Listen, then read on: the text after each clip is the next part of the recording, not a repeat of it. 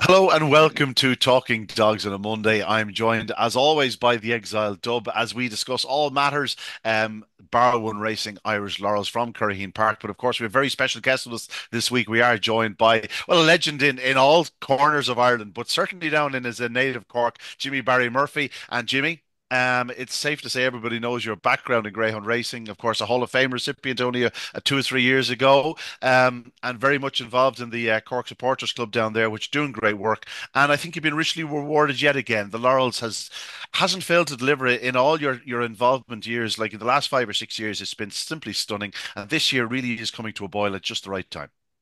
Exactly, and yeah, fantastic atmosphere there on Saturday night. It's hugely competitive. It's very, very hard to call. I think their sponsors are going 3-1 the field at the moment outright. So all the top dogs really have qualified for the semi-finals. And as I said already, fabulous atmosphere in Cork last Saturday night. Huge crowd there, and just hoping that it'll go build up to a magnificent final and live coverage on Virgin TV on the night, of course, live in the eights. Yeah, absolutely. It certainly is building. It certainly is building up. And what I noticed about Saturday night was while there was four fine displays, nothing really got loose on the clock. The one dog that I sort of, what would you say? I used the term showing his limitations in the opening round was Fay Point Harvey. And since that night, he's taken off on both occasions. He ran a huge race in defeat last week. And on Saturday night, he was the pace setter with a 28-23 return. You got to be careful what you say about these dogs. They're more than likely to prove you wrong. Exactly. Of course, he was bred across the road from the track by Anthony O'Dwyer, and it was some shouting and roaring by Anthony when he hit the front on Saturday night.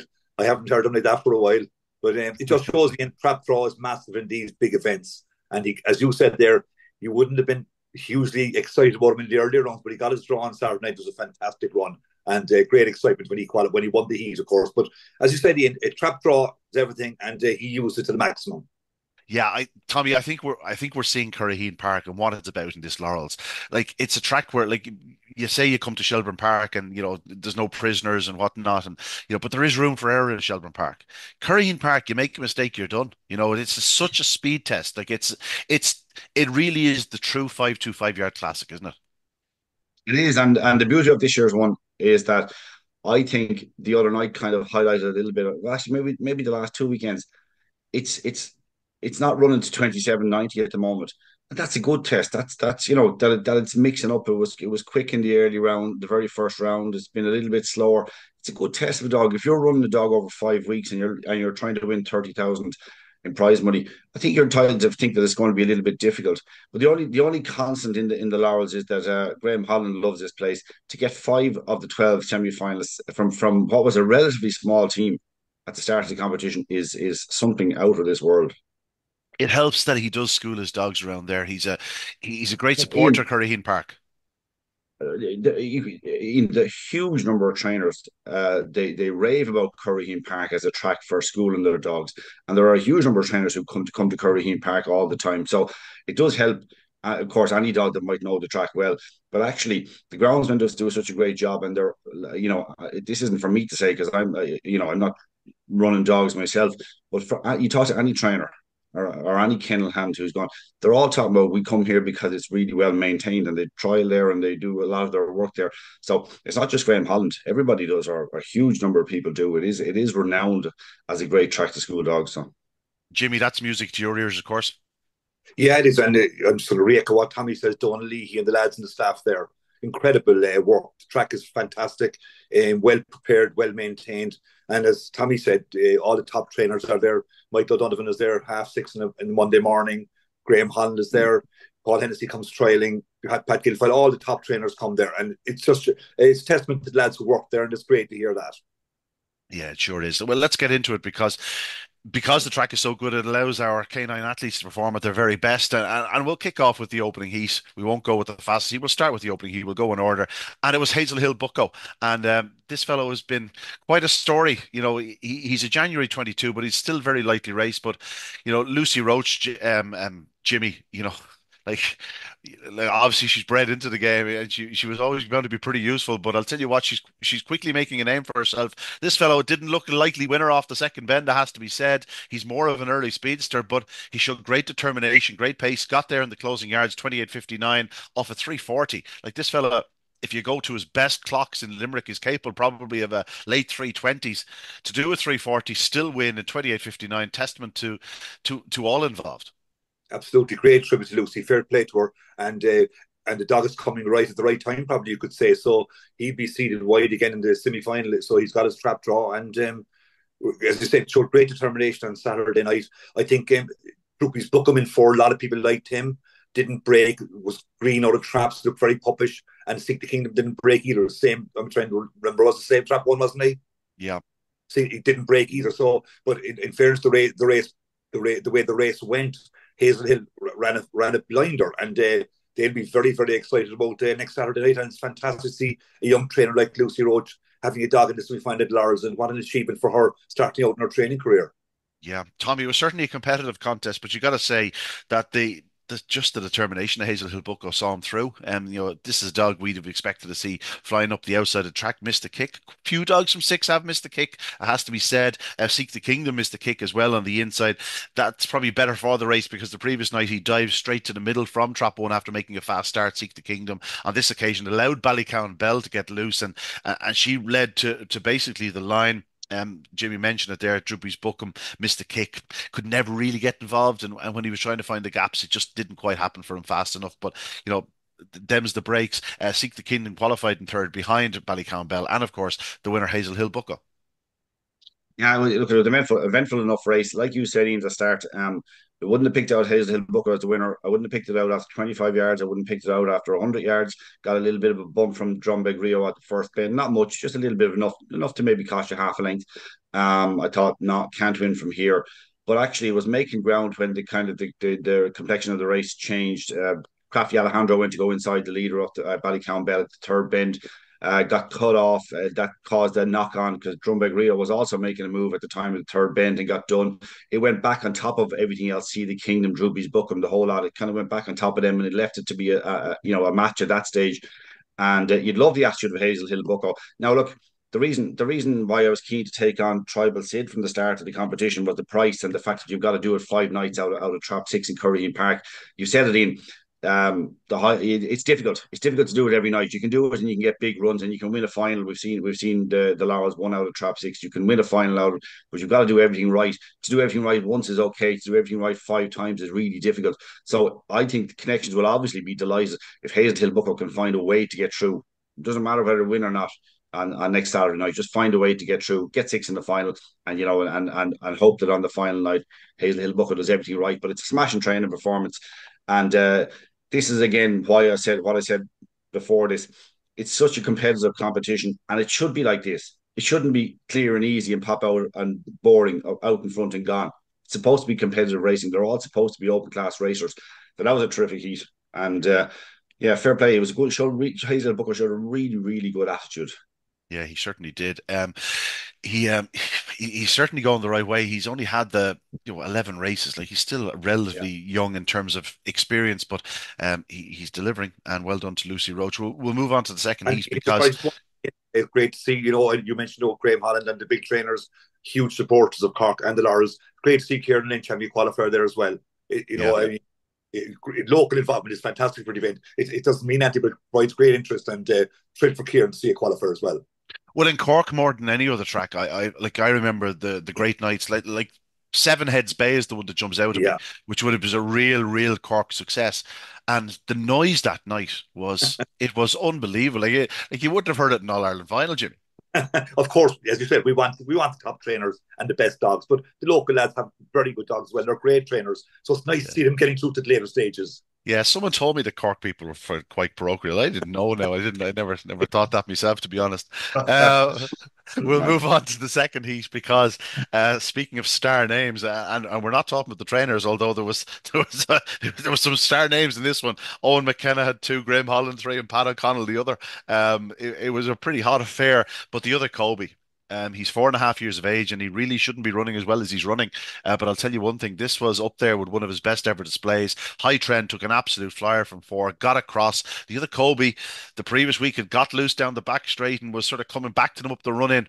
On this occasion, he had to really dig in, show his mettle, get to the front. Of course, he's not going to be moving off that fence, but he got the better of High Trend and wins in 28:42 at 4.5 years of age. Wins by 4 lengths. Tommy, this was just a joy to behold. Look, he's been a credit to Graham Holland, a credit to Jennifer O'Donnell. He's a terrific dog, just a joy for people to watch. Um, on the flip side, I came away from it, knowing me as a contrarian. I came away from the other night thinking he won't win the Laurels.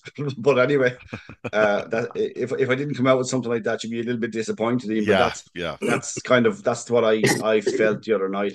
I felt the race was won and lost at the second bend. High Trend popped out, showed terrific early pace. Quite readily held the other Kobe to the first bend, maybe three parts of a length, maybe close to a length. But High Trend ran a poor second bend, just lost momentum. I don't know why he lost momentum. I don't think he clipped the rails. I don't think anything really happened. Lost significant momentum and kind of and opened up the opportunity for the other Kobe to go. Now it's still a great performance from the other Kobe to go around a dog of that ability, last year's winner, and to go around him on the outside down to her bend and all that. And it is a really good performance. But it just, to me, it just opened up that maybe there's a slight chink in his armor. He is 4.5 years of age. He doesn't know anybody anything. He's been fantastic. Maybe he will go on and win it. And actually, as much as Jimmy says that a local winner would be great, and of course it would. You mentioned the days Seven Heads Bay and Not Glass Billy and the like, but actually a dog like the other Kobe will really get put the laurels in the headlines because he's a former Derby, or he's a Derby champion. He's the Derby champion. Um, I just you'd be nitpicking a little bit. I just don't know what happened the second bend to High Trent. He just lost lengths far too easily, lost momentum, lost everything, and actually he ran a cracking race to qualify in second place. I actually think High Trend ran much better. Now he's a horrible draw in the semi final, horrible draw. But I think he actually ran a super race in second place. But again, Graham Holland dominating the heat. Yeah, the High Trend was second, and of course Romeo Taylor was third. I don't know how Romeo Taylor was third. There was No, sort of there was just crowding at the third bend, and from being out of it, he found himself in third. And if he does happen to take a flyer in the final and go on to win it, this is where you can say he won it at the third bend in the quarterfinals. Jimmy, I would suggest that there was a fair atmosphere for this contest. massive and huge betting in the race as well because of he'd be a Derby winner. It's fantastic to have him in the Laurels. Let's be honest. As you said, 4.5 years old. We've a Derby winner in the Laurels and we've got the Oaks winner. I mean, what more could you want? And the track craft he's showing is beyond belief, actually. Last Saturday week when he came up inside Seek the Kingdom at the first bend, I thought it was absolutely fantastic.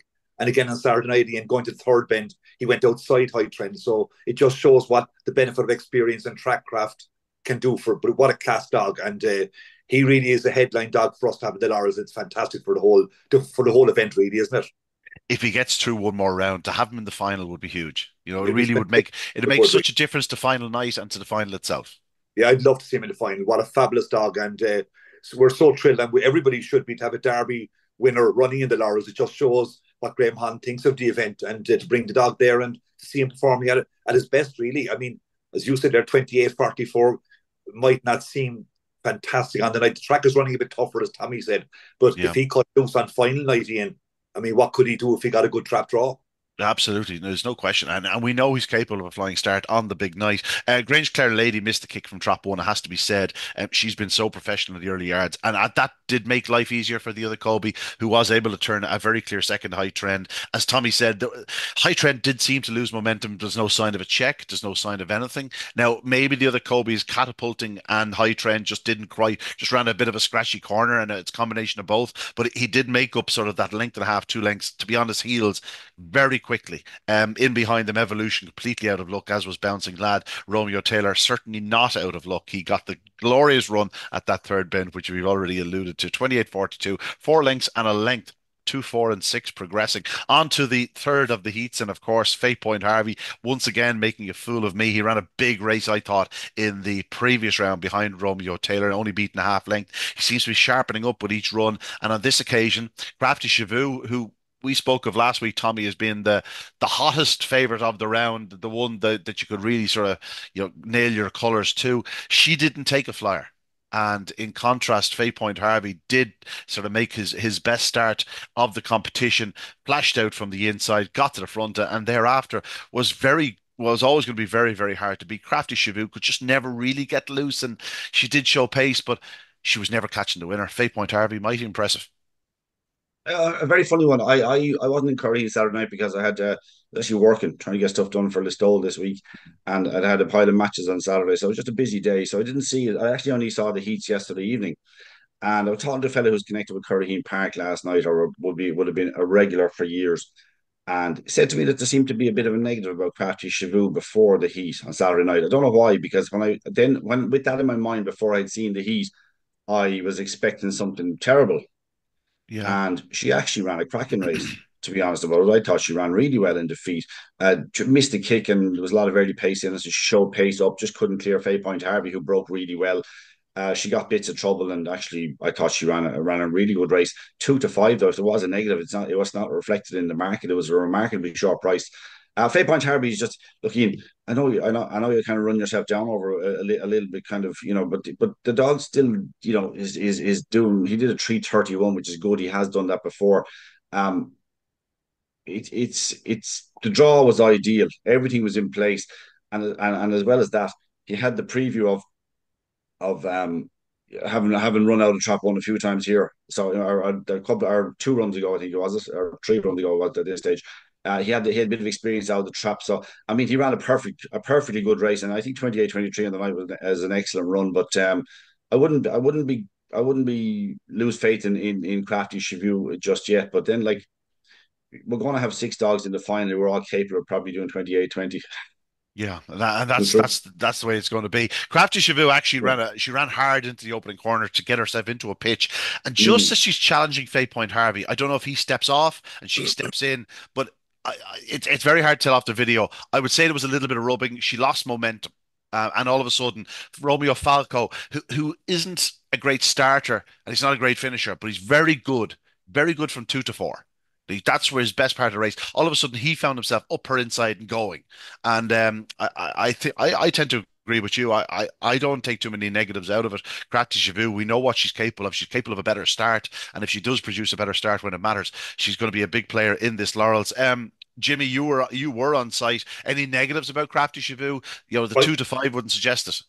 I didn't hear it before the race, anything. It was someone mentioned something after. I always discount these after when they're beaten. I never heard it Yeah, before the race. She was 4-7 all the week, and the bookmakers on track opened up 2-5, ended up one yeah, to two. But Ian, you said it earlier, one false step in the Laurels and you're in trouble. And I just watched at the break. She just missed a beat at Trap Rise, I think. And as you said there, then she was under pressure because there was a lot of early in the race, but she ran fantastic to qualify. So she's a huge player. As I said already, Derby winner and Noakes winner. You don't have to say any more about these two. If she flashes in the final, I mean, if she gets to the final, well, you couldn't oppose her. And she is normally fantastic consistently early, as we've seen in Shelbourne Park over the last couple of years. So it was just a slight, if you watch Pap Rise, I think it's a slight misstep just, and yeah, she just couldn't hit the front. So that's what Laurels is about. yeah. I think It's fu- it- it's fu- qualify. it's funny given the fact that she was going to the UK and that she won the Yeah. Oaks, not last year, but not this year, but last year. You get this impression that she's an old bitch. Like she won't be 3 until next month. Like she really is. She should be in her prime at this stage. And certainly the other night, I came away from it thinking. It'd be nice if the bookmakers overreacted to that, wouldn't it? And put in a 6 to 1 or about Yeah. her. I'm afraid that wasn't going to happen, but she's definitely a player. Like, there's no question, I Jimmy. would say I would say, Ian, sorry, her three trap draws so far in this competition have been 4, 6, and 4. She's an inside seed. I Yeah, mean, I mean, it's been like we talk about the seeding in Curraheen and the draw being all important, and it really is. But like she's had three kind of not terrible draws because obviously the quality of the competition earlier in the earlier rounds of the Laurels weren't as hot. But she's had to overcome something each time, and she's managed to qualify. She's won two, and she's run. I think she's run a really good race in defeat. Now she's in between Faye Point Harvey and the other Kobe in the mm, semi-finals, but at least she's in trap two, and it might give her a chance to show exactly what she's capable of. So I would come away from last weekend not one bit worried about the defeat. yeah. Faye Point Harvey's after getting one again. Draw is certainly favouring him. Um, behind. Sorry, we haven't talked enough about Fay Point Harvey. It seems. Jimmy again. Fay Point Harvey just did everything right. His backers on the night were certainly off the second when they had a slight moment of concern as Scrappy Shoes come to challenge, but once the pair sort of bumped that time and he went on by a length or two, it was all pretty straightforward thereafter. He's a smooth running greyhound, fluent runner. He stays every inch of the trip. It was pretty comfortable for his backers at 3-1. Yeah, the previous week, Crafty Shavu came from behind Evolution, who was all the rage on the night of Trap 1, if you remember, Ian. Mm. And she showed blinding back straight pace to beat him. So, full credit to Fair Point Harvey. He stuck at it. There might have been a bit of not a coming together, but he stuck at it, showed huge determination, a bit like Hazelhill Buck on the previous round. And when these dogs get in front, as you know, in Cork, 28-30, 28-25, it's hard to pass them. And I thought Crafty Shavu was done a lot of running the last 2 weeks. And I just thought she ran an absolute blinder again to qualify on Saturday night. But you can't take away from Fair Point Harvey. And as you said, he's got his draw again on Saturday night. And they'll be really dreamy getting to the final, these lads, won't they? Yeah, absolutely. Patricia Flanagan and the Flanagan family have Yeah. owned many fine greyhounds in the past, and it's great to see them with one in the latter stage of the classic. I remember Fay Point Harvey and his brother. They started, or they certainly ran in the Munster.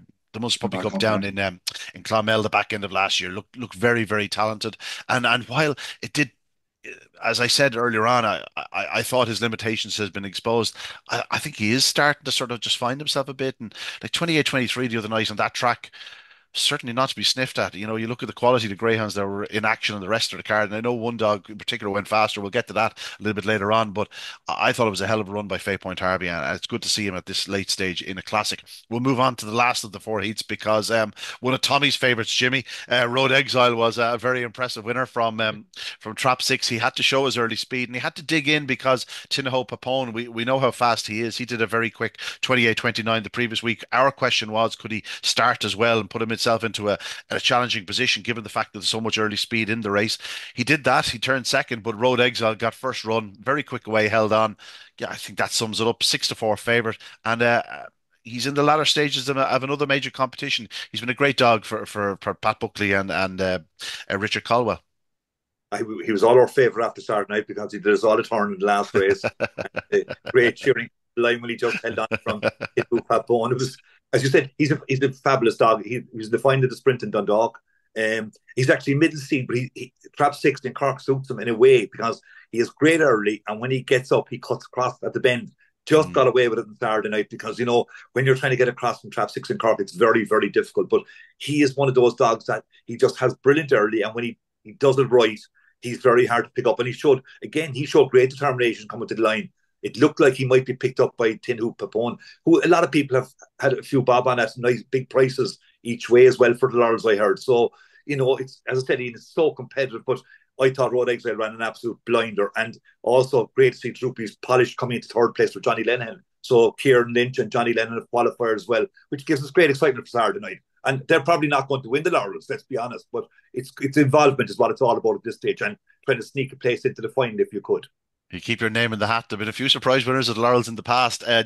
Tommy, you thought that Drewby's Polish would qualify. She did that. I thought Road Exile would win. He did that. It was a good contest. Even Road Exile's presence in the competition adds that little bit of sort of intrigue. As Jimmy said, he can go up fast. He's capable of a flying start. He will drive that opening corner. Just his presence could make things tricky for one or two of the slightly more fancy greyhounds. Although he's very close to top market himself. I'd suggest that anybody who left in the competition will be hoping that Hazel Bucko qualifies as well. If Road Exile qualifies, so does Hazel Bucko to get him into. Or they hope that Hazel Bucko doesn't qualify to keep him out in six because he might come across from five and be on top of inside seeds a lot quicker. They'll hope he's out in six if he qualifies for the final. It'll be tricky enough to qualify. Well, it's not. It's not simple. It's not the strongest. It's not the stronger of the two semi-finals, but it's tricky enough. I just thought Druby's Polish or Polish, whatever she is. I don't know how she qualified, to be honest about it, because she looked to me like a stronger beach, and this is what I was kind of talking about last week. I thought she might be strengthening up a little bit. Um, she popped out in front. She actually led out of traps, and she got a little bump, and she seemed to. And there were dogs coming in from the right hand side. I think she got a bump from her left, and she just backtracked at a rate of knots and looked a million to one to qualify. And even if there was a little bit of trouble in the heat, she did really well to come around the outside of the dog in third, Lemon Mick, Mm. and qualify. She's actually strengthening up. She's still, as I said to you last week, she's still got something to say in this Laurels. Yeah, she's only in August 22. Like she's just gone 2 years of age. She's bred in the purple. She's doing things right, and as you say, she is strengthening up. Yeah, funny enough, the other night was the first time she really looked like a small bitch in the competition. She Yeah, just seemed like she sort of disappeared from view. Like there was dogs yeah. left and right, and she just seemed to disappear. And all of a sudden, off the second bench, she finds herself on the heels of Lemon Mick in fourth, and she still had work to do at that point, but ran well to qualify. But Road Exile is still a player. Tinahu Papone, Tommy, you suggested last week that we have to see him start again. And while he didn't take a flyer or anything like it, he went up well and he was competitive into the corner. Yeah, it's hard to say whether he did or he didn't really start, if you know what I mean. Mm. I'm still finding it slightly inconclusive. I'd be encouraged because it's a step up on not the previous week, obviously, but the weeks before that. It's still a step up on that. I don't think he came out of traps that well. I don't think he flew to the bin, but he kind of took advantage of the fact that he was in trap one. If he was in two or three, he might have been in a bit of trouble. But it's still an encouraging run. I actually liked. I thought there was a lot to like about the way he battled all the way to the line. It's going to need to step up again.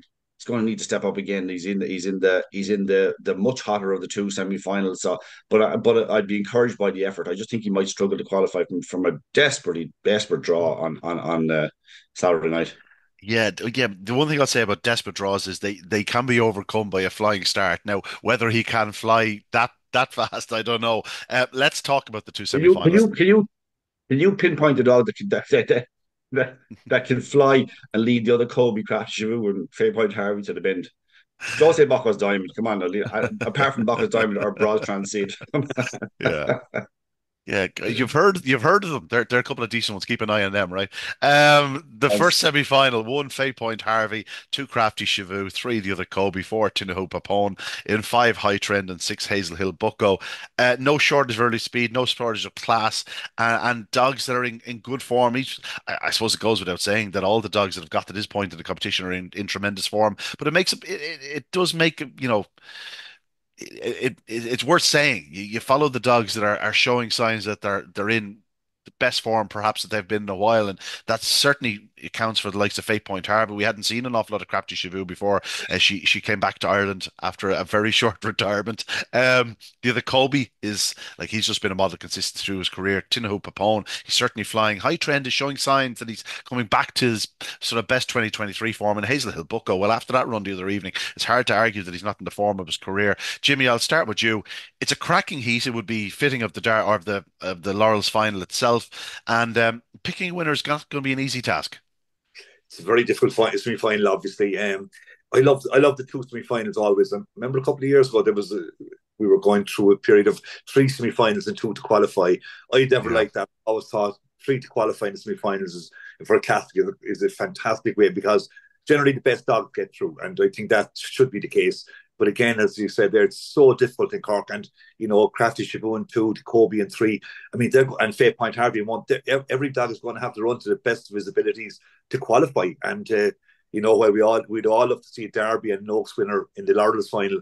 It doesn't always happen that way, but Kobe is running absolutely out of his skin. He has been sensational in the Laurels, and I think Crafty Shabu, as Tommy said there earlier, is closer to the race now. She has her draw, so I'd be expecting both of them to qualify, and I think third place is up for grabs. Yeah, I think an I, awful lot I, depends on high trended boxes. I'd find it very hard to oppose Otto Kobe the way he's running. He's just been sensational, and he's so professional, and trackcraft is fantastic. So look, it's a huge semi-final, and there'll be some interest in that on Saturday night, won't there? Huge interest. We'll be tuning in from across the country, no question about it. Tommy, as I said there, high trend. He's a player in this contest because if he hits the lids, you know where he's going. Like he led the other Cobra the other night. He's going to be going inwards. You'd expect him to lead up Tin Hill Papone. Hazel Hill Bucko should have a lovely clear passage in the outside. He's going to need to fly. Fay Point Harvey's going to need to fly. Like, an argument to suggest it could be, the big three going into the corner together. Crafty Shabu, the other Kobe, and I, High I, Trend. It's very possible. if that happens, Crafty Shavu will win. I don't. I don't know how we don't get some degree of crowding in this. I really don't. Because like Tin Hoop Papone, as I said, you're trying to clear the top three is hard enough, but having a high trend on your outside, and you talked about it, and you hit on a point there that's very important, and something I've been watching with this dog, because you and I talked about him earlier in the year. Back in February, he ran twice, and we thought, God, this dog could be much better than he was last year when he won the Yeah, Laurels. And we thought this could be a machine. This could develop even into a Derby dog. Um, and he kind of seemed to he travelled around a bit and seemed to run fine without looking like he was even as good as last year, where we thought he'd be better. He's getting close to it. He's been peaking through this competition, just improving with each effort, even the run beating Lemon Mick. Um, Last week at 3:23, that's ominous. He has a 3:22 done earlier in the competition. Like they're sort of ominous kind of signs that the dog isn't far off it. Now, if he was drawn inside, you'd say he was the key to the race, what he would do early, because I mean he quite comfortably led the other Kobe the other day. And that's amazing considering the other Kobe did 3:29. mm, That's a remarkable effort to comfortably hold him to the bend 3/4 of length or whatever. He didn't run the first bend. That's obviously going to be a concern again, because I don't know how he can fully clear. Can he fully clear the three dogs? There are four dogs on his inside. I don't know. I would say Fay Point Harvey has the least early pace of those four, of the five. And that's not, and I'm not talking about much, I'm talking about heads and necks. But the fact that he's drawn in one might make the difference if he can just hold his line. If he can hold yeah. to a half a length at the first bend, he can use the inside line to slip around in front. I just don't know if he can do that. I don't know if he can do that. Um, Is Look, is there Jimmy's is right. there a, is there a slight chance that Crafty Shavu takes a step right? But she does a tiny bit. She does a Yeah. tiny bit, but she's not going to. It's not going to be. It's not going to be marked. I think. Look at she did 3:34 the other night, and we all felt she didn't really break. She did 3:28 the previous round from trap six. She's into a more favourable box, and if all that negative rubbish that we heard about after the race, as Jimmy's right to say, after the race is a load of rubbish here and things like that, like that there was a Mm. negative beforehand. Um, if she's right, I think she's poised to win the heat. I really do. I think she might start favourite. No, I don't think so. There's no. I tell you why. I tell you why. I've got this thing about. I shouldn't say it because it get me in more trouble in Curraheen. But I've got this thing where the Curraheen crowd seems to go with the one dog. Jimmy he might agree or disagree. It's true that Jimmy, there's kind of a cohort of punters in Curraheen Park who all tend to back the same dog. This is the most remarkable thing I've seen it for years in Curraheen Park. They all end up backing the same dog. They love the other Kobe. And the other Kobe winning the other night, and the other Kobe winning heats here. They absolutely love them. And you know what the funny thing about them is? They're not afraid to take short prices. So the other Kobe won a 2-5 the previous week. You and I might say, well, you couldn't have bitten that heat. No, no, these lads will jump in at twos on, and that's not cutting them for anything. But this is just the way they bet. But they do tend to latch on to a dog, and I just think the other Kobe is the dog they absolutely love, in the same way that Road Exile is, and is guaranteed to be punted in the other heat. So we should ask Jimmy what him and his cohorts are going to be back on Yeah, Saturday night, and, exactly. and expect and go the other way, maybe get a bit of value. Yeah. Jimmy, what do you think will be favourite? I certainly wouldn't be one of the fellas jumping in the 2 to 5, Tommy, as you well know. And No, but I no, no, no. But there are plenty of them. Give, given Jimmy's standing, he's allowed to go down and ask evens. You see. Yeah. yeah. But no, actually, it's very interesting. I agree with Tommy totally. People do love certain dogs, and they've latched on to Kobe, and he will be favourite on Saturday night, I think. Okay. It's also a dog, a Derby winner, and he has done nothing wrong in the Laurels so far. No, it's a very competitive heat. Everybody was wondering last Saturday night, would Grange, Clare, and himself come together and run up, but he actually got half a length on her, and it made a huge difference. And again, as Tommy said there last Saturday night, all the regulars came back to end up backing the other Kobe, despite all their doubts and misgivings during the week. Yeah. So there are certain dogs that people latch on for Yeah, There's various. loyalty. There's loyalty in uh, Cork. There's loyalty in Cork. They do tend to do it, and I'd be fairly certain. I know they would like Praty Shavu, and why wouldn't you? We have, as Jimmy says, and it's we may or we may not have a Derby and an Oaks champion in the Laurels final. It'd be great if we did, because you can highlight it. We can talk about it, but we still have it in the semi final. We could try our best. It mightn't be the same thing though to promote it, but it's great to have them in the semi final against each other, and hopefully the two of them will qualify, and we'll have them in the final. We could talk about what a quality Laurels it was, and he is. And okay. the previous week to the start of the Laurels in the bar one soft race for €5,000. The other Kobe ran a bit flat, so in the first round of Laurels or the trap six, he was even money, and all you wanted of it. And again, all the punters ended up backing him, because I suppose, in the back of your head, he's a Derby winner. And in Yeah. the early rounds of Laurels and Derby heats, you can get a bit slightly lesser quality in the heat. So that's not the case next Saturday night. So Certainly not. so it'd be a brave man to back him again Saturday night. But I suppose people tend to go with a dog who's been good to them. Yeah, absolutely. In, And listen, old friends are best, as they say in punting circles, Tommy. but like high trend is key because just say Crafty Shoe and the other Kobe and even the top dog do sub 3:30 seconds and they're all kind of going to the bend together. And high trend cuts across the nose of the whole lot of them. Who knows what's Yeah. going to happen? And that's not impossible. High trend has High trend has been desperately unlucky. I mean, he got four the other night and ran a remarkable race to qualify, and he'd been rewarded for that bravery with trap five in an even hotter heat in the semi final. So Yeah. if he goes and successfully defends his crown, it'll be we mightn't talk about it because he might get one in the final and pop out and make all do 28-30 and we'll say, yeah, it was grand. He was an okay back-to-back winner. But actually, if you look back through, you'll have to look back through the heats to say, how the hell did he get here in the first place into the final? He bidden to do a Rocky Bay Foley. Yeah, if he does his 3:23, he might just be fine. He might just be fine. Yeah, An intriguing yeah. contest. Yeah, I think we'll all be keeping an eye on traps 2 and 3 in the early yards, seeing how that goes. And Yeah.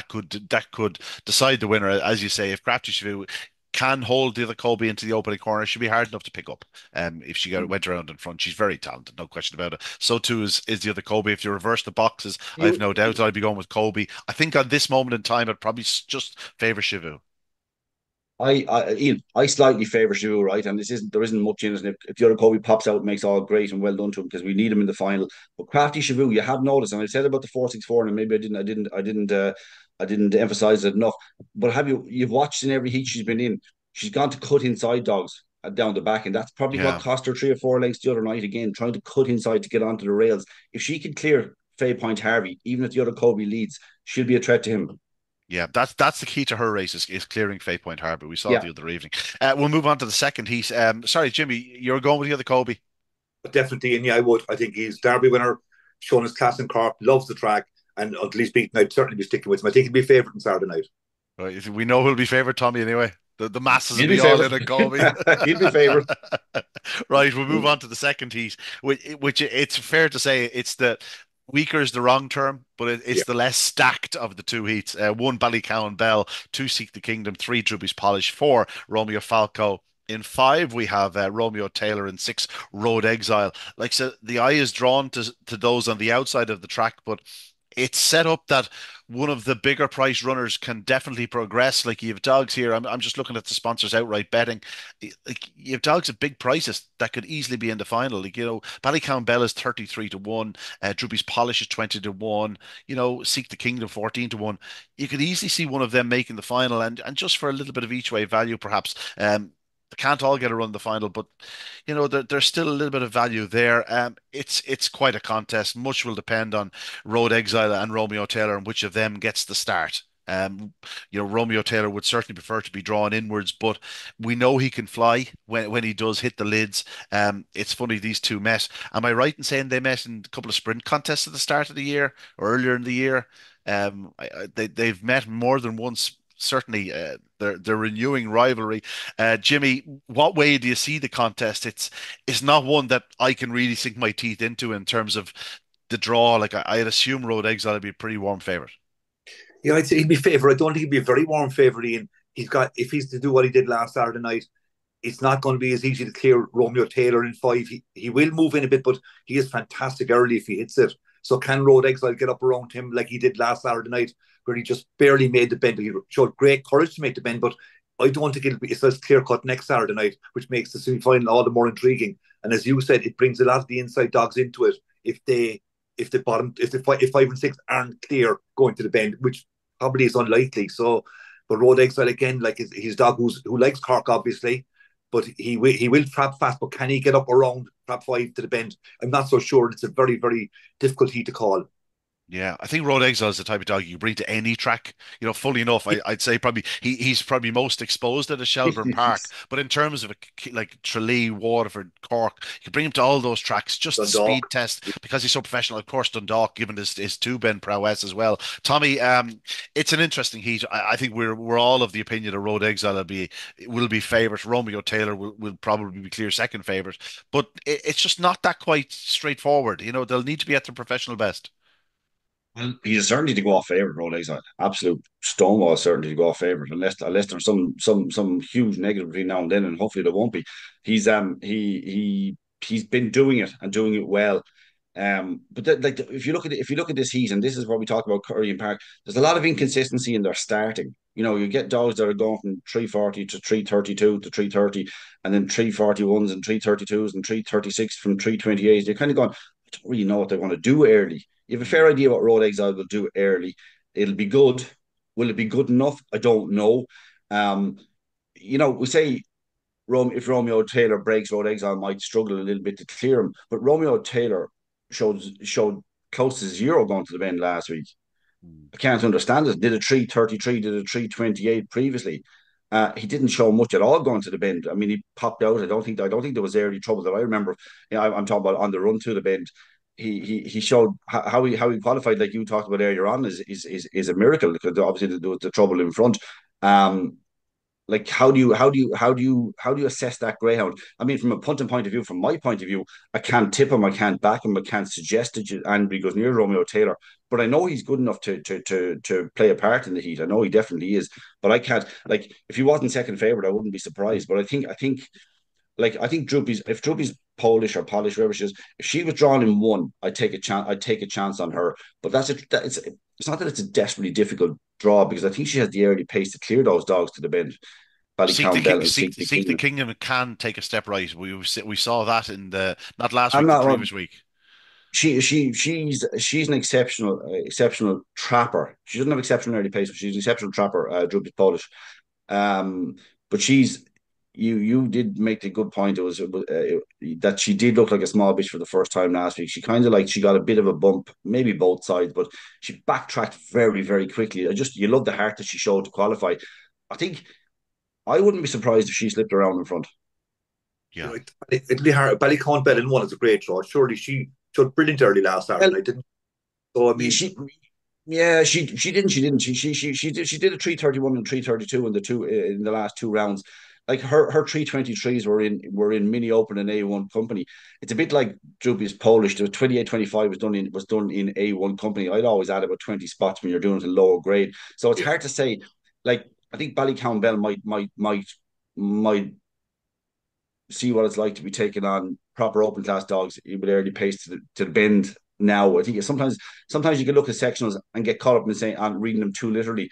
Sometimes they can look better if you haven't got competition with you in a race. Maybe she can, Jimmy. She has a great draw. You're right. She has a great draw, and if she's and you know that after watching the other night, if she's half length up at Droopy's Polish, you fancy that she's going to extend that to maybe length and a half or two just lengths on Druby's Polish around the first two bends. I think you're look at. I just think Druby's Polish is she looked to me 2 weeks ago that she's potentially getting a little bit stronger.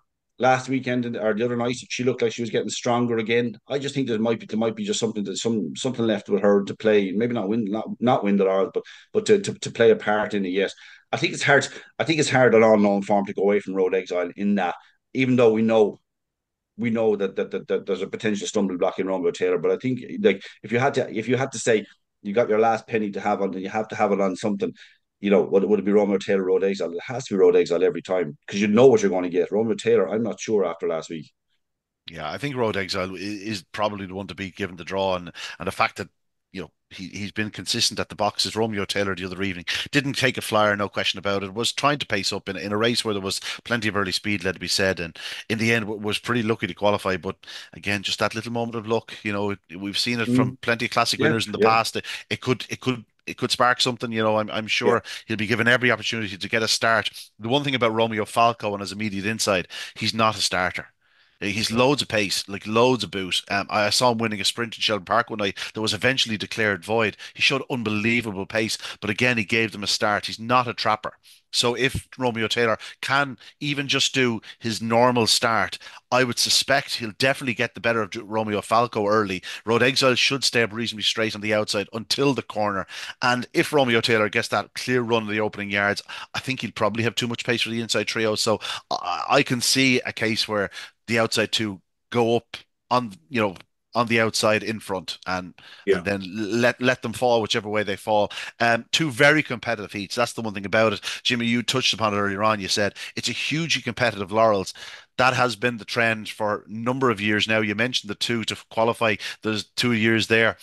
Those were unbelievable finals. Like they were incredibly stacked, whatever way. I think you yeah, worked the draw that we got 2-2 and 2, and it was they were unbelievable finals. And yeah, it's still there for this final to be pretty hot. Like as you said, we have a previous Oaks winner, Derby winner, and around them we have the previous Laurels winner. And then in the other heat, you have the likes of Romeo Taylor, Road Exile, and then any one of the others. Like there's room there for the room there for a real story, but also real class act to come through. A dog that's already proven at the very highest level. Like there's three classic winners still there, and exactly. it could easily go to a classic winner. A cracking Laurels, Jimmy.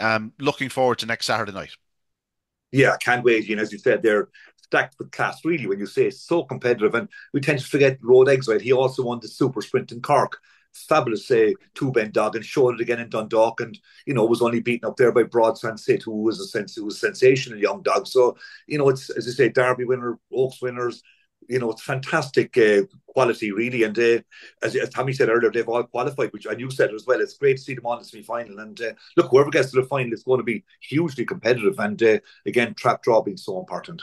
Yeah, no, it's a terrific competition. And of course, it has another terrific competition running alongside. The Bart Leahy Memorial is on, Jimmy. Some exceptional racing in that. Of course, Dynamic Fair was the standout the other evening, 2809. You know, in another year, Paul may have taken in the Laurels rather than the Bart Leahy, but I suppose you have to give the dog a chance. He looked a real prospect in Shelbourne Park in one of his first starts. He showed unbelievable early speed. We saw how well he ran the early rounds at Dundalk. He flew the other evening.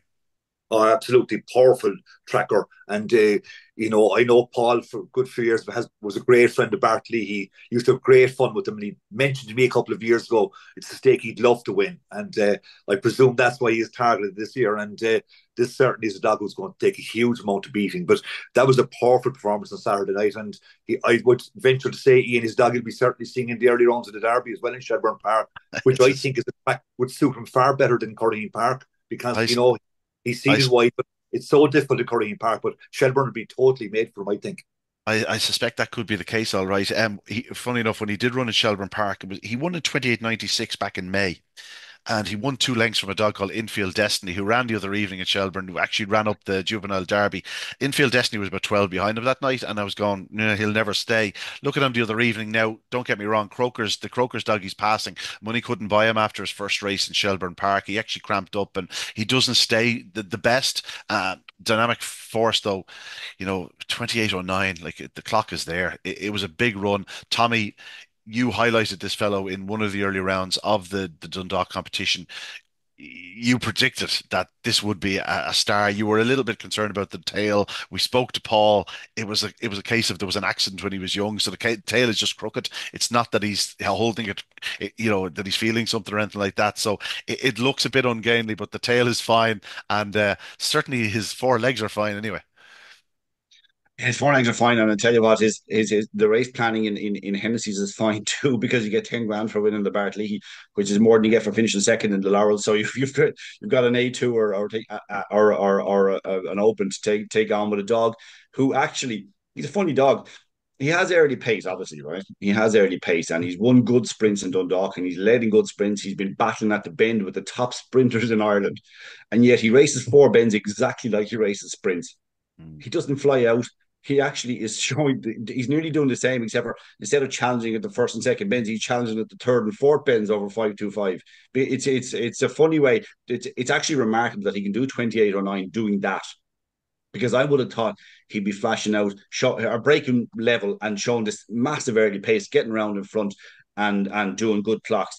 He's doing 28:09 coming from behind, like the other night. I think that's a special performance. I really do. I know it's A2 company, and what I said a few minutes ago still stands. You have to kind of race based on what you're up against. But Croker Sydney is a dog with open class early pace Yeah.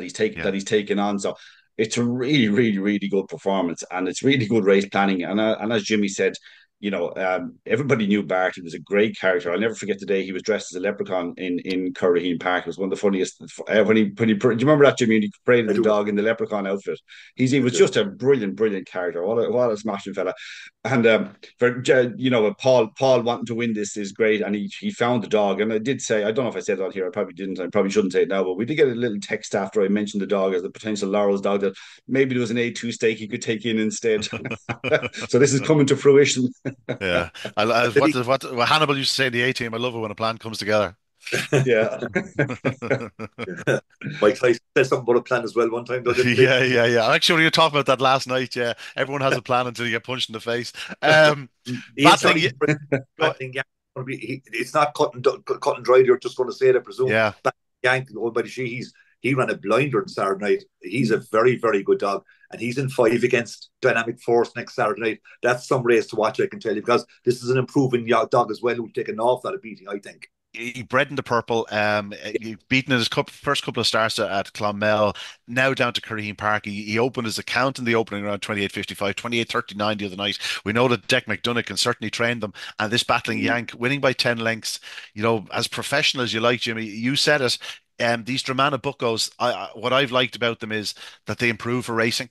really, yeah. They don't come to the track ready to go. They improve for racing, and this fellow certainly going the right way. He's only September 22. Yeah, definitely keep an eye out for him. And the other heat winners, Jimmy, our dog Molly, 28:72, Droopy Sydney, Tom O'Neill, of course, training that one, and the last heat winner, Curraheen, Correct. for Michael O'Keefe. Two decent winners, but as you say, the clocks would tell you that Battling Yank and more so even Dynamic Force or Dynamic Fair are the two. But yeah, there indeed. But we said it earlier. Dynamic Force and Trap Six, and Tommy said it. He doesn't have blinding early. So as these stakes go on, they get more competitive, and it increases the chance of not winning from the outside more often than not, as we know. But those two dogs stand out above the rest. But great to see local winners as well the other night. Tom O'Neill, as you said, our dog Molly, and then Courageous, Mick O'Keefe, one of the most popular long time men in Curly Park. We're all thrilled to see Mick with such a good dog, and nice to have a winner on a big night like that. But it's Yeah. a very competitive event. Same as the Paddy Merriman in Dublin, he in 10,000 to the winner for an A2A1 stake. This is what Greyhound racing is all about. It's fantastic to see it, and I think that's great. Tremendous prize money for certainly the last 3 or 4 years. Kilkenny have been very good at it as well. Big stakes, for A1, A2 dogs for 9, 10,000 euro. It's tremendous because that was this type of dog that was very hard to sell to the UK. And they've said, well, if we're going to have them, sure, let's give them competitions, A1, A2 dogs. People wanted dogs that were capable of doing 28:10 or the very bad dogs. But it was the dogs in the middle that were struggling to sell or to move around. And now, as you say, there's great money on offer. And this, of course, it's not just the prize money; it's the fact that it is for Bart Leahy. Like, you know what I mean? Uh, He was such a character; everybody loved him, and it does mean something for people to win a stake after that's named after a character like that. Exactly. And all Bart's friends and locals got together to sponsor it for the first 2 years. But in fairness to the IGB, I think it's a fantastic initiative, similar to the Paddy Merriman in Dublin, where the board saw the benefit of these stakes, as you said, for these A2, A1 dogs. And the board now have taken on the mantle of putting them into the calendar. I think it's a fantastic initiative. And, we give out about the board and all that. This is a tremendous initiative, and there couldn't be enough of them. And what a backup they are to the major events then when they're on, similar like the Laurels now and the Bart. And we've also got the Michael Horgan on race starting next Saturday night in Cork again. Michael's come back into the game. Oh, he's always in the game, sorry, but Yeah. sponsoring a stake for us again. So these are the events that we need to promote the type of dog that you spoke about so well there. Yeah, a dog should not be punished for being 2 lengths behind the best dogs in training. You know what I Exactly. mean? And that's been the case. Every dog, certainly any dog that's capable of doing a 28:80 should be able to find a competition where they can be competitive, and that is the case of late, and long may it continue. Jimmy, we know you have to head off before we start talking about other things, but I just want to get a quick mention to you about the new Shelbourne Park. Will you get up and see it soon? Yeah, looking forward to it. Ian, yeah, I was talking to some people about it already going to hoping to go up today, the early runs of the Derby, certainly. And looking at the performances up there over the last few weeks, some tremendously exciting young dogs. You said about Bucco's Diamond a while ago, Seven Beach, all these young dogs coming through. The sprint winner last Saturday night, first dog, one of the first dogs running out of sign. Incredible sprint Yeah. performance there. So all these dogs, Shelbourne Park obviously is the mecca of greyhound racing in Ireland, and I believe the new development looks absolutely fantastic. What you've been telling me. No, it really is tremendous. No, listen, Jimmy, a pleasure as always. We know you have to go. I believe you're on the way up the road to try and buy a half of Epic Ace. You're the only man I know that has the money to do that. So best of luck with it, Jimmy. We'll see you soon, and we'll catch up with you on Laurels final night. Thanks, Ian. Cheers. Thanks, Jimmy. Yes, Tommy, always great to speak to Jimmy Barry Murphy, and certainly one of the driving forces behind the success of Curraheen Park over the last few years. Yeah, driving success behind Finbars too. They beat Youghal in a minor county semi final the other night. We were both there. I met him after. I congratulated him. I was a little bit sore. Bit, Youghal have a great bitter. team, but they're not performing at the best of their ability at the moment. Anyway, we'll get down to we'll get to that another time. We have to move to Shelbourne Park. There was unbelievable racing, as you would expect at this time of the year. Obviously, in previous years, we'd be sort of talking about the hangover from the Derby. We're now as we record this, the 23rd of September. This year, the Derby is much later, but we had some Derby clues on offer over the past few days. Some exceptional displays.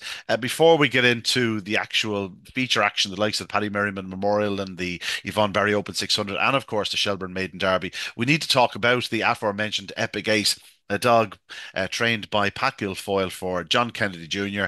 This fellow posted 18:31 the other night at Shelbourne Park.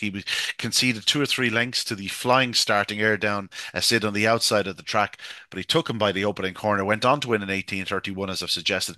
Second fastest time ever done at Shelbourne Park. You know, I remember when Gizmo Classic did the 18:18, I thought it'd never be broken. He still hasn't been broken. This dog got within 2 lengths of it, which I think is stunning in itself. But you look back at the likes of Arden Asul Jet broke 18:40 twice, 18:33 and 18:38. Other than that, the only dogs to ever break 18:40, and Epic Ace on his debut doing it. As I said, a son of Signed at Ace and Free From Desire. Do you remember Free From Desire? She won a race at Shelbourne Park. One time I was dared to make sure if she does get to the front, minds and sense purified. Anyway, Free From Desire is clearly throwing them. Very exciting prospect, Tommy. Yeah, she was a sister, a full sister from a repeat mating to Good News, free from Desire. Um, she and a homebred thing, a definite opinion, I'm sure as well. I'm never like greyhound starting off over sprints. It always makes me suspicious. But this time I'm suspicious that this dog that there's an A3 worth 10 grand coming down the line or something. There's a, there must be Yeah. there must be something. There must be something. They're far too connections are far too smart now to not have something in mind here. If there isn't the equivalent of these 10 grand A1s and A2s, there's an A3 here somewhere worth 50,000 that Epic Ace is going to be four to With seven to win with Thursday from the night racing start. starting at Shelbourne Park, I'm not expecting you to see in the one-off A3 contest for like 300 quid next Thursday night. No, Um, no, I'm no. sure there's a target in mind, but It, clearly very, very exciting. what was beautiful about it was the effortless nature of it. The fact that it looked so easy. When the sixth dog, Ashdown Sid, is it Air Down Sid? Air down When the Sid, yeah. Air Down Sid flew out, and just the effortless nature with which Epic Ace got up inside and gone to the bend. And this was an open sprint. This wasn't like a Mickey Mouse kind of thing in S7 or something like this. This was an open sprint. And actually, do you know what? If anything, I'd say there was a tiny bit of greenness at the first bend. So now there's obviously improved December pup, and he's going to Yeah. improve off first run, obviously. But wow, I mean, I don't know where that dog goes in terms of what he can achieve in the future. But my God, that was some start to his career.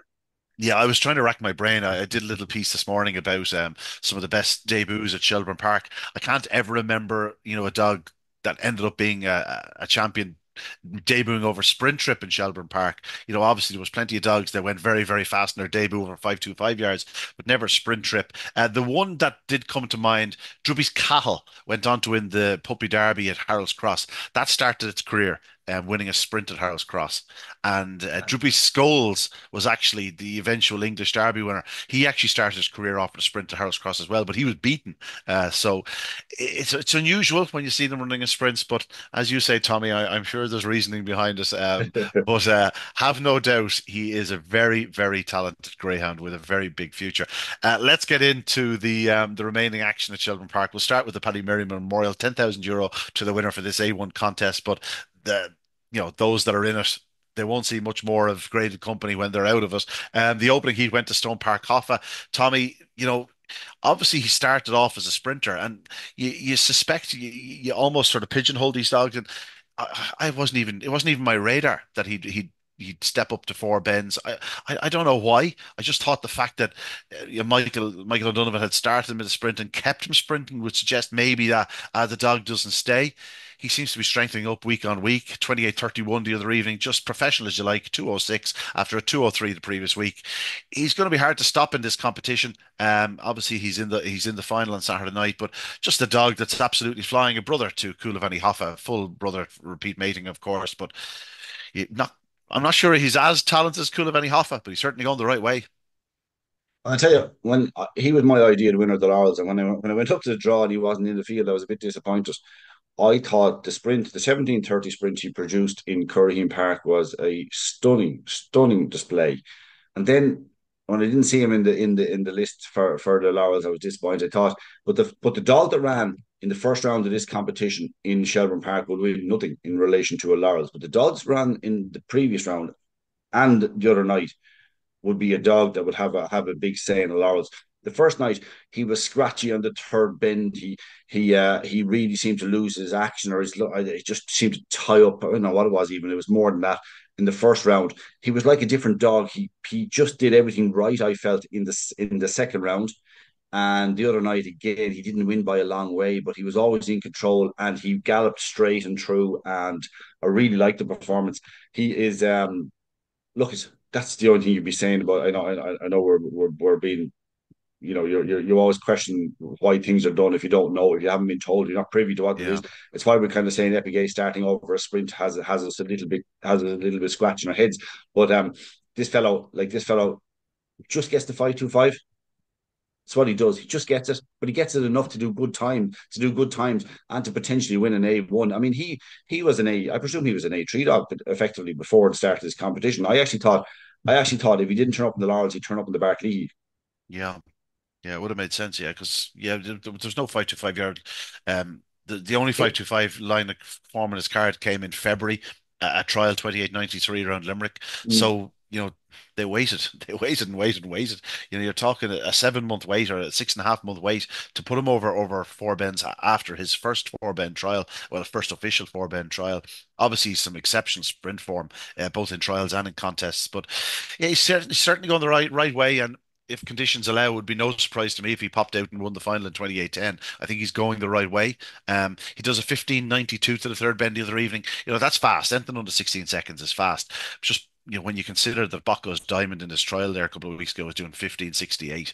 It sort of just sums up what Bocco's Diamond is doing. He did 15:74 in his first look at Shelbourne Park in a race.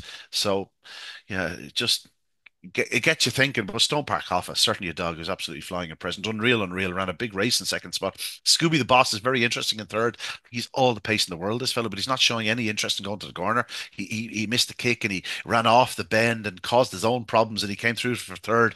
I have no doubt he is a 28:10 Greyhound, but he's not going to be doing it unless he starts hitting the lids. The other heat went to Quarry Boy. This fellow was sort of a little bit out with the washing in the early stages, but found himself sort of, he stayed a nice line. He ran a smart line, Yeah. finds himself second into the back straight. The right dog out front, Coulivanny Brave. He had dug deep to win the previous week, but Quarry Boy was just at that little bit too strong. Saves all the ground up the fence, goes on to win in 28:41 by a length and a half. And good to see the Heffernans with a good dog. They've had some really fast dogs over the years. Like I remember Country Legend. I think he was a County Legend. He was a finalist in the Kirby Memorial. A very, very fast greyhound. They've had some very fast stayers like Mean Beauty. The dam of this actually was a very, very talented stayer. Some really nice types over the years, but they have a really good one now in Quarry Boy. You go, have plenty of fun with him. He'll need to sharpen up early, but the's no question he is a good engine. Yeah, no, no doubt about it. Just there was a little bit of luck involved, obviously, to get that run at the first bend. There were probably were 3 or 4 dogs in front of him, or 4 or 5 dogs in front of him. The 3 or 4 of them involved in a little bit of skirmish, a bit of trouble at the bend, and got a lovely run. As you said, stayed a good line. It was a nice performance. He got to show what he can do in terms of clockwise, what he can do with clear run, and I assume that he can break a little bit better than that. He Of actually course, yeah. contested the sprint above in Dundalk, didn't he? Uh, he he did, yeah. He was in the early rounds of that. Yeah. Yeah, and if you even look at some of his better sectionals, like he can definitely go better than the 219 that he produced the other evening. Although looking through his sectionals, yeah, they're few and far between. He's not a flying start. There's no question about it. But he certainly has plenty of Yeah. pace. Coulivanny Brave was second. He's going to be a lot of fun for Daniel Kerr and Michael Taggart. He's a lovely turn of early. He's only November 22. Like 525 yards is as far as he wants to go. But you could step him back down and trip as well. He's a 21:07 around Dundalk. So lots of sport with that fellow. And Mina Manito, who was the 6-4 favourite for the first time in the competition, missed the kick. He actually ran well to qualify. I thought he was out with the washing. I thought he'd no chance of qualifying when he didn't lead, and just got a little bit of luck at the third bend, and made the most of it. Of course, he's out of a Derby runner-up in Mina Miracle. Of course, classic winner herself, and yeah. Classy type, that Mina Manito. He could certainly play a part in the final if he hits the lids. That final will take place at Shelbourne on Saturday night. The other final that take place on Saturday night is the final of the Yvonne Barry Open 600. And two, how would we say it, Tommy? If you gave me 100 guesses at naming the six finalists, I don't think I'd name the six finalists ahead of the two semi-finalists. The opening heat, I was making it between Rapido Bob and Rye Hope Beach with an eye on Ballyhooly TJ. They managed to finish fourth, fifth, and sixth. Instead, Down to Business, who had been picked up the previous week, got loose early and ran to the line, 32:54. Just a good winner. Well done to Dara Kelly, Sharon Mulcahy, and Bernadette Connolly. Never really looked like getting picked up. Flower Riley, a very versatile sort for James Kerr, was always in chase but could never get to the leader. And Glenn Lara Blue, who had set the pace in the opening round again, he just could never get close enough. He was third throughout. It was just one of those races where they started is where they stayed. Down to Business, a good winner, a brother to the likes of Jack Tavern Bolt and Balnakill Alf. He clearly has a lot more stamina than his brothers. Yeah, it was a really good effort, and as you said, an improvement on the previous week. On the clock, it's not huge, 32:54, but it's not a huge improvement on the previous week in that sense. But like, it was just a really uneventful race in many ways. Right Hope Beach never got going, Rapido Bob never got going. They just like and even Ballyhooly TJ, we know, was a really strong stayer. He was up inside Right Hope Beach going down the back, and never they made a little bit of ground, but they never really looked like they were getting there, did they? With purpose. No, no, it was pretty straightforward. Like it was one of those where you could have written the report, like with the way they were at the corner was the way they finished, and just give the distances. Onto the second heat, Ballinabulla Jim. This fellow came back from the Derby. I think he'd picked up a virus or something. He sort of lost his condition, and Brendan Murphy has nursed him back to a point where he's back to his beloved 90-pound weight on Saturday night. And this was a tremendous effort, Tommy. 31:98. Track wasn't flying.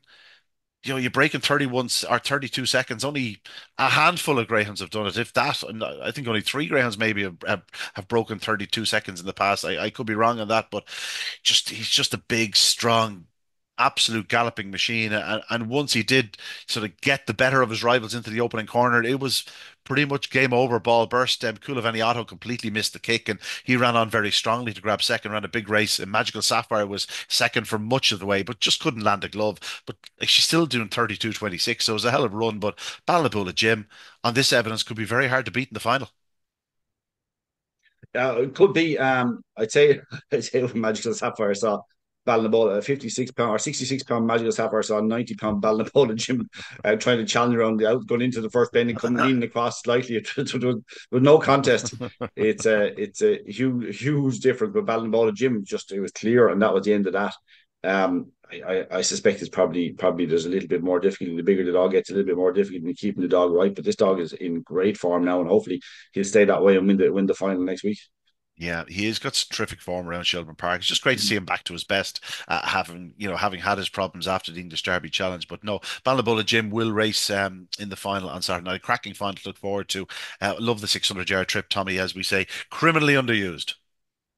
Yeah, I love it. I love it as a race, and unfortunately, if it was used more you'd have more Derby dogs in it. You'd even better, you'd Yeah. have a more depth. We get great dogs running over the trip, but you'd have more depth in the races and everything. It's a great trip. It's a huge test of a greyhound though. It is. I know, it really is. The two or three runs can really sort the wheat out from the chaff. You know what I mean? The men from the boys, as they say. And it'll be interesting to see. Like this will be their third run over the trip, in 2 weeks. So it could be interesting Saturday night. These three run 600-yard competitions often throw up a very strange result in the final, and that could certainly be the case. Now there are two or three of them which are absolutely confirmed stayers, but. Yeah, it can still take a little bit out of them. Now to the Maiden Derby, the inaugural Maiden Derby. It's a great idea, Tommy. We knew it was going to be a top quality entry. We certainly weren't disappointed. Some cracking performances. Let's get straight to the best of them, though. Hussein Pickles picking up Bombay Pat. Bombay Pat had looked a real prospect around Curraheen Park. He came from off the pace one night to win in 27.90 something or other. I think he won 11 lengths, taking it up at the third bend. The other evening, he showed terrific early speed to lead into the opening bend, but Hussein Pickles was all too strong. She is immensely fast. There's no question about it. But I think both of them could be big players in this competition. Yeah, look, he did the fight dog didn't actually break. Bombay Pat didn't break, but showed terrific early pace. And Kuzan Pickers turned. He was going to be turned third at a point, and actually just ran a really strong race. The maiden derby, just to explain it, isn't it? Is for dogs who've never won a full open race, is it? A full AAO. Now, I do believe that English form was probably taken into account, like dogs that were like I know there was a couple of dogs that had maybe won a heat of the English Derby, but it wasn't an AAO, shall we say, in Ireland, but they were excluded. So you weren't allowed to win an AAO. You were allowed to win an open sprint or an open staying race, but you weren't allowed to win an AAO, and those were the dogs excluded. But when you look at the quality, you think, how is that not won an AAO? But just the way it happens. I believe Tono Charlie was qualified to run in this, but they decided not to. There we heard from Barry Drake's podcast last week though that they are going to give him a couple of spins at Shelbourne Park in trials and see how he goes. I told you, I think he'll be in the Derby. They're only teeing up for that 750 and Derby finalised, and then the Winter Racing Festival. Don't mind that. They could be very. Oh yeah, they'd be very disappointed if they make the Derby final that they can't run the 750. Listen, let's get back to the maiden derby. Tarzan Masai. This is a dog that's often shown plenty of promise. Um, I would say he's been handled with kid gloves. I wouldn't say he's been I wouldn't say Jeff Parnaby has ever thrown the kitchen sink at him. He's come into hand, a 28-31 winner at Limerick on the 7th of September, on the 14th of September, 27.97, and the other evening, just showing terrific pace into the opening corner, getting loose and winning in 29.55. Nice dog. No, nice dog, yeah, and like look, reasonably likely race. Well, I suppose he probably has the right amount of racing for a dog. This is July 22. He's only 2 and 3 months. He's had what 10, 11 races. Yeah, really nice performance. You're probably right. There's a bit of improvement to come. Yeah, nothing. Like 29.55 is a fine run. Nothing to say he Yeah. can't maybe take 15 spots off that. I'd say. Yeah, absolutely, no doubt about it. Let's go through the remaining heats in order. The first heat was won by Boyle Sports Blue. He was given the red jacket, and it made all the difference to him. He was challenging into the opening corner, along with the fairly weighty Romeo Control, and he sort of forced his way around in front, and once doing so, that was that. A more than eye-catching run. A more than eye-catching run by Neve Bond girl in second spot. She had won a 5.75 contest at Shelbourne Park in the middle of August. I'll admit I did have a couple of quid in there that night at 5-2 in an A4 5.75. She shows unbelievable pace the other night, which goes to suggest I probably should have had more on her that night. But no, a massive run by Neve Bond girl in defeat. Yeah, and she showed that it's funny. The reason you stepped them up to is because they're not showing the early pace over the shorter trip, and she was able to lead over 5.75. The 5.50, she's out the back and showing massive pace again. Boysworth Blue did a 3.57, was able to get around in front. It's obviously where the Achilles heel is, but the ability is there. Yeah, no question about it. I have a feeling that he's not fully tuned up either. He has 27.98 in his card. This is a dog that's capable of doing 29-30 runs, especially if you give him that fence. I think 550 yards will be the making of as well. Yeah, definitely, it definitely will. Yeah, look, I'd agree with you too. I think it's just been ticking along for the moment, and will improve. We're getting to the most important time of the year. Of course we are. The second heat won by Jade's Rocket. At 29.88. It wasn't one of the fastest heat winners, but a lot to like about how it ran. It was sort of just stuck in the pocket into the opening corner and just gave two a nudge. And that little nudge, and it was real racing. It pushed Astra Fairy, who in then turn sort of hampered Toolmaker Curio. And all of a sudden, Jade's Rocket finds its way to the front for John Rainsford and the Halifax Rovers Syndicate. Hadn't won a race prior to this. But had run over further, so we knew it wasn't going to be stopping to the line, and that was certainly the case. Went on to beat Clonturk Bruno by 3 lengths. Just a nice performance. The draw was the key to success, and if you own the dog, you'd certainly be hoping for a trap one again. Yeah, look, there were four of them going into the event together, and all of a sudden, two of them kind of just forged ahead, but Jay's Rocket looked like it might push back, but actually held its position very, very well. I think that was the winner of the race. Nice display.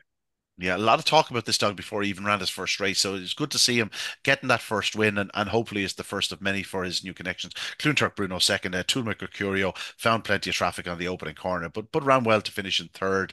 No luck for those in behind. Tarzan Amasai, we've mentioned. Extra gain, Tommy. He was the slowest of the heat winners, but that's purely down to the fact that he had to wait and wait and wait for the gap to arrive. But like having if anyone had been listening to us for the last 2 or 3 months, they would have known their fate if they had backed one of the other runners even as early Yeah. as halfway, because once he got a clear run around the last two bends, he was going to be very difficult to contain. He absolutely charged to the front when he did get the gap and emerged a comfortable 2 length winner. Take 50 or 60 spots off it. I mean, none of the trouble he got in the race was ever really bad. He was buffeted about a bit at the first bend, but weren't really hard. He was a bit of a pinball, bouncing off dogs, not very hard, but just little bits of it. And then, as you say, just caught it at all points down the back. And fairness to the dog, he was cleverly waited and waited Yeah. for that gap. He didn't try to barge out. He didn't do anything. And when the gap, as soon as the gap came along the inside, I look at. I don't know what he has on his clocking, to be honest, about a 550, but he's capable of sub 29.40 anyway. Maybe I don't know what he has. What's his best clocking for that trip? Um, oh, I don't know. 32.18 is his best middle time. That'd be for 600 yards. I wouldn't say he's Yeah. on too many options. Well, he has obviously he ran in the ledger. He's 29.66 for 550 in the ledger, Well, but that's coming from again a mile off the pace. It's just a case of whether some night he can turn a bit closer and get that run into the down the back straight into the third bend. That's where the key to him doing a fast time will be. yeah, I look at. I'd say to be honest about it, I'd say sub 29.40. Well, if you maybe in a solo, or if you get it, if you around Shelbourne Park or some night if things go very right for him, because you know what, he's actually not far off them at the bend, Yeah. and actually just because he hasn't got that extra length and a half maybe of early pace, he's kind of having to hold himself at the bend as well to try hold his position and not get knocked over. So he's actually improving a little bit in that sense. So there's miles more on the clock, miles more. Yeah, and he's intelligent. Dogs like this where Yeah. they've had to work their way through gaps all their career. They get that sort of intelligence. He realizes there's no point in doing anything stupid here. Like there was a point or two where he probably could have charged through, but he knew that wait, wait, wait, wait, and then go. And that's exactly what he did. Hawkfield Abbey was a good winner of Heat 5. She recently returned to her best form in 28-21. I was talking to Jamie McGee on Saturday night, and he said the English Derby took an awful lot out of her. They're really starting to get her back now. She did 28-21 the previous week, and the other evening, sent off at 5-2 from a very kind draw on the fence, did 29.85. The talk of this race will be about Yorkie Ollie.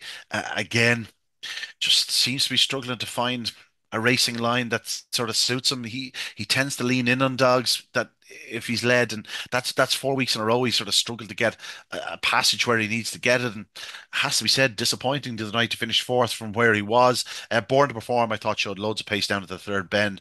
Checking on heels at the third bend behind Hawkfield Abbey, who then kicks again, as you'd expect. Omi missed, caught the eye back in third, running on well to grab third spot for Jerry Holy and the Don't Be Late Syndicate. But yeah, lots to like about Hawkfield Abbey. But I suppose Yorkie Ollie is the story of the race. I can't remember the last time I saw a race where there wasn't a greyhound above 67 pounds in the race. Um, Hawkfield Abbey actually brave, very brave, and actually races like a lot bigger dog than that. Is that right? 60 pounds. Is that right? Hawkfield Abbey. You get it. Yeah, yeah. This race is like a much bigger greyhound, which I like, really love in a greyhound. Very brave at the first bend. Yorkie Ollie, yeah, like moved off early, which you don't mind because it's normally a sign of the course and the hare chasing Yeah, mad. yeah, But yeah. then, as you said, the way you phrased it was right, kind of leant in on top of the dog and led at that first bend. And if you're going to move off early and then you're going to move in, it's just not going to work for you long term. 4-7 favorite, disappointing. But you know what? It's a bit like yeah, like the extra game when it gets a run or whatever. The clock is going to be big some night. But Well, would you fancy to do it over 5 or 6 rounds in the derby? this is a dog who was 28.09 on debut. Yeah, Wrote about him yeah. this morning. 27.88 in his third ever start. It probably came a little too easy for him in those first three starts, and I suppose we hyped him up, and I think he was nearly favoured for I Derby at one point, and he's now learning on the job. He's all of a sudden found out that dogs can get in front of him, and he just doesn't seem to know where to go as yet. I spoke to Owen after his second last start, and he had a wide seat on him, and I just sort of said, what's the story with the seat? And you're going to change it?" He says, "Yeah, I think we'll stick a middle on him, see if he gets a middle draw and see how that suits him." He's stuck in five the other evening. Like, I'd love to see him at a three some night to see how he handles it, see if he breaks that little bit better. See if he gets a cleaner run around the opening corners. But listen, the pace and the ability is still there, but he just needs to learn that you can't just go your race line and expect that you're always going to get a clear run. Sometimes you have to deviate from that line. Look, he's still not 2 years of age and not till November, Yeah, and he's in great hands. If somebody's going like, it doesn't have to be all about this year for a dog like him. of course it We doesn't. don't have to say, well, if he's not going to win the derby this year, let him forget about it. Like Mm, next year, he won't even be three by the time the derby is around next year. yeah. So there's plenty of time for Owen to kind of work with him. You can kind of take a chance now. He's had enough runs. He's picked up a nice bit of experience. You can take a chance with a greyhound like that now and say, look, see how it goes for throw him into derby and see if he can, do what you can in the meantime. But really, really look at him as a prospect for next year. I think at this stage. I suppose the frustration is the fact that he didn't qualify. This was an ideal competition for him to get that little bit of experience in. Yeah, While it's yeah, hot agree. company, it's not Derby hot company, and now they have to go back to the drawing board a little bit and sort of hope that they get a couple of kind draws in what will end up being very hot company because he's 27. What 27.78 this card, like he ain't getting an easy run, you know what I mean? He's not getting an easy contest. So yeah, Yeah, I I wouldn't suppose give up that's on where him the yet. No. frustration is. No, absolutely not. Just before we finish, I just want to mention, of course, Thursday night, Shelbourne Park reopens. Great night to look forward to. I've been lucky enough to be on site a few times over the last week, and it really is terrific. It's fantastic. It'll take a while for the flow of the stadium to fall into shape in terms of where furniture's put and whatnot. And I'd imagine a lot of the furniture's on the ground floor at moment will disappear. There's a lot of furniture. That's just a case of you see a space and you want to fill it. I would say that's probably more down to the architects and whatnot. But I would say when the Shelbourne Park management get hold of the place, there'll be a lovely flow to the place. It looks the job. And I'll tell you something, Tommy. It's going to be a great place to celebrate our sport. I can only imagine what Shelbourne Park and Derby final night is going to be like.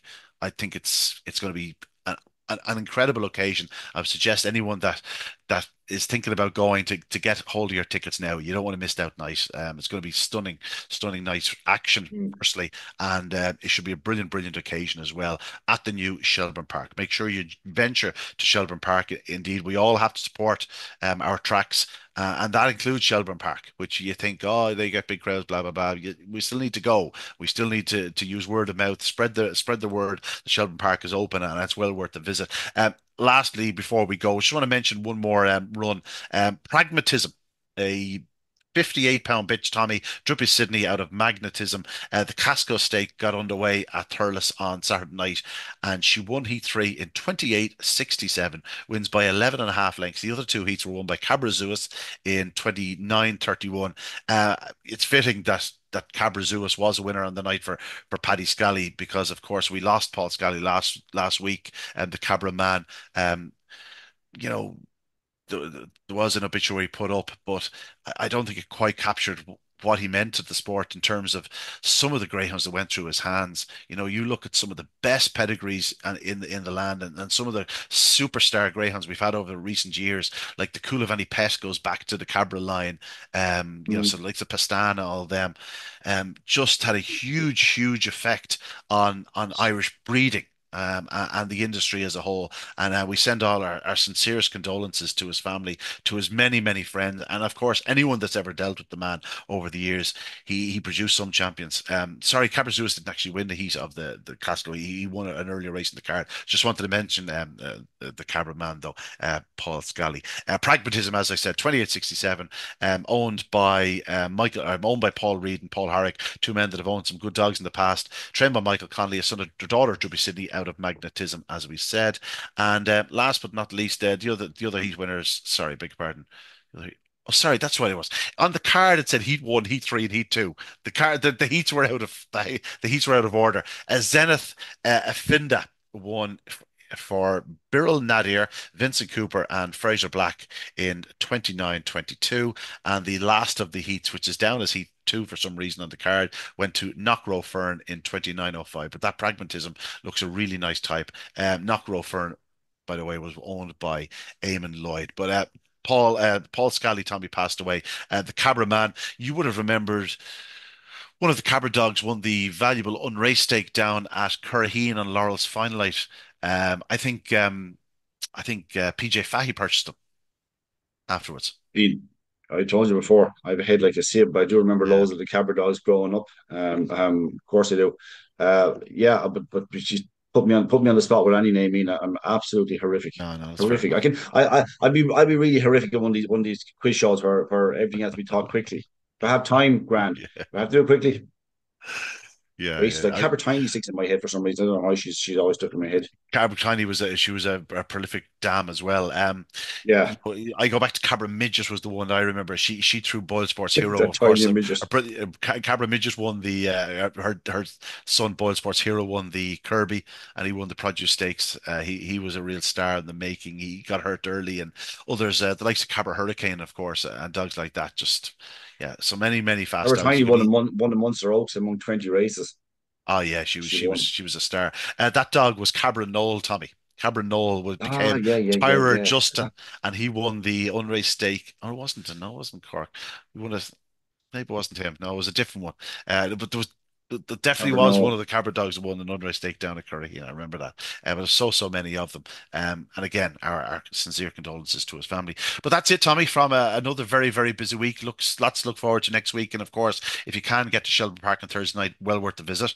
You'll be making the journey up soon, I'm sure. I'll be making up soon, all right. It won't be this Thursday. I'm still working. I'll be in this stall for the week, so it won't be this Thursday. It'll be soon. Looking forward to it. We seem to have seen little snippets of things in Shelbourne on social media in the last while, so get to see it in the flesh soon enough, hopefully. Absolutely. And now all roads lead to October 5th, Curraheen Park. We have a wonderful Bar 1 Racing Irish Laurels to look forward to. And hopefully all goes well on Saturday night. We will have a tremendous final win, lose or draw in terms of the two results on Saturday night. Doesn't matter. It's going to be a hugely competitive final. No, it's gonna. Yeah, it is. It is. I mean, I can't pick the six finals at the moment. I think there are a few upsets to come yet. Maybe not, but I would love. It would be amazing if High Trend and if you had last year's winner, the Oaks winner, and the Derby winner all in the Laurels final. That would be remarkable. I'm not sure that it can happen, but it would be great. Yeah, no, absolutely. Best of luck to everyone with a runner in the Bar 1 Racing Irish Laurels. That's it, though, from us at Talking Dogs on Monday. My thanks again to Jimmy Barry Murphy, a legend, not just in Greyhound racing circles, of course, but in Irish sporting circles, and another legend in his own household. Tommy Lyons, the exiled dub, much like In my myself, own legend head. in our own household, in our own head. Yeah, that's definitely the case. But that's it from us and Talking Dogs on Monday. We'll see you next week. Good evening. Good luck. God bless.